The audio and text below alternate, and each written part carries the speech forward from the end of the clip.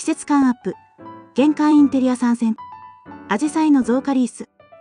梅雨の季節を感じさせるブルー&パープルのアジサイリースで、一気に涼しげな雰囲気に。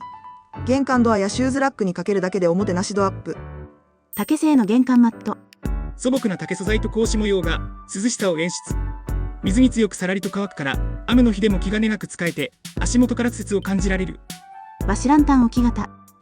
淡い光を放つ和紙ランタンは夜の帰宅時にホッとする癒しをプラス。夏らしい金魚や風鈴柄を選べば来訪者にも季節感をアピールできる。みんなはどう思う？コメント欄で教えてね。